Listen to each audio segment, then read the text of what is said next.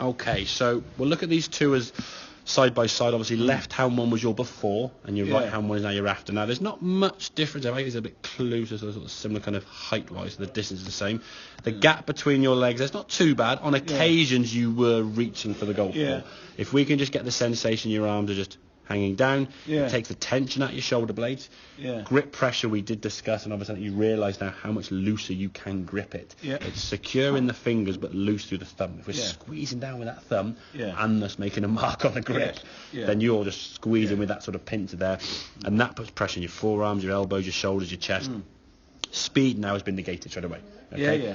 And if you're losing distance because of the way you're swinging it, you'll then try to hit the ball harder, try and grip it tighter. It's just that vicious circle. It gets to a point where, as you said yourself, you're driving the ball well off the tee with the driver because of the spine angle lean that you created with the driver. But then you put that into other parts of your game that weren't correct. Your 6, your 5, your hybrids in the woods off the ground were just complete messes. So you drive the ball well, maybe a 7-iron. Summertime, you probably got by okay because the ground's quite firm and bouncy. You come to the winter now, and you're like, oh, this golf course just seems so long. Okay, so what we're trying to do now is swing this golf. I'm going to put some lines on here now. In an ideal world, you'd swing that golf club underneath this blue line. Okay, if we watch this movement now as you go back, your club now you can see is outside that blue line, outside that blue line. Your hands now outside that blue line. And there's your backswing. So very, very steep. Now to hit the golf ball from there, you have to, as your friend said, sort of the feel redirect. So you kind of bring it back a little bit down on a slightly different angle, but still above that blue line, as we say, in terms of playing.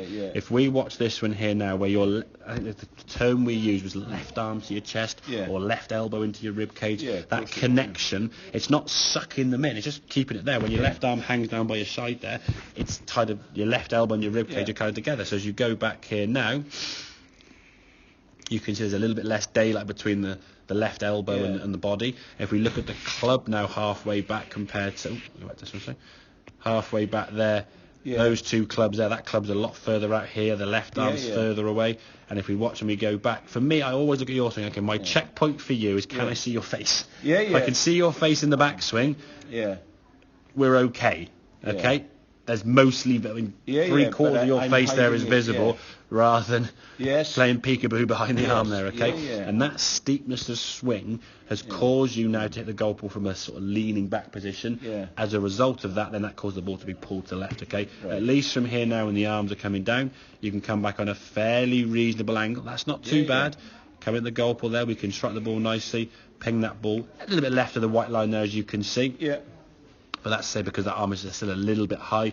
A higher left arm is generally going to be this way. If the left arm got really low, your club would sort of swing that way. Okay. But overall, the height of these shots is I think from all the lessons we've had, the highest I've ever seen at the golf ball. So that's positive. So there's definitely some good signs there. Distance-wise, I think when you're looser and the arms hang, you get more distance with those clubs. I mean, 160 with those clubs is like 140 carry on a couple of those shots there. That's going to be a yardage you're going to take out on the golf course. Now, yes, admittedly here it's warm. You're in a t-shirt, it's dry, the ground is firm, and it's an easy lie. There's no issues. And the golf course is a little bit of a undulation, okay?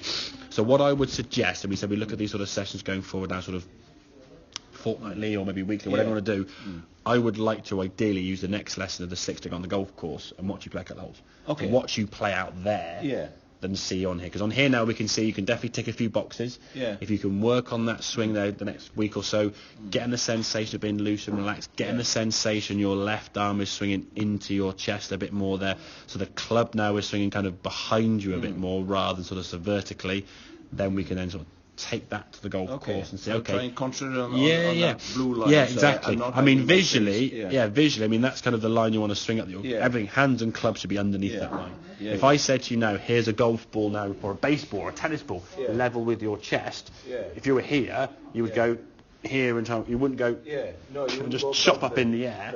You wouldn't. I mean, there might be a little bit above potentially, but you're not going to be going as vertically as you are. So once you're up here, you've either got to do this, or you're trying to just chop across it like a cut shot in tennis or a slow ball in cricket, chopping the fingers across it. So, and that's where a lot of your power is going to be lost. As a result, as we said, because you're losing power relative to how far you think I should hit the golf ball compared to your peers and other people you play golf with. You then just get a bit more fun.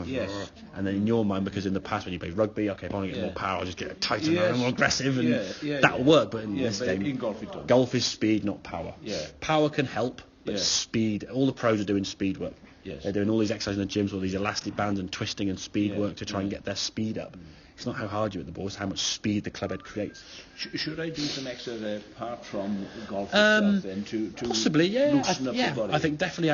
I mean, a simple one, just grab a golf club upside down and just swish the club as fast as you can. Your right arm, just get that kind of sort of swishing of the club so you get that club head speed. And I think as well, if you use just your right arm and held the club like this, you'd probably sort of go this way. Imagine you're, I don't know, taking the daisies' heads off in the back garden with that sort of this sort of. You wouldn't go and do that, would you?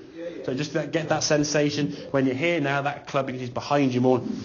Get that sensation there, and to do that, you've got to go a bit quite loose as well. So that'd be quite a good one to practice.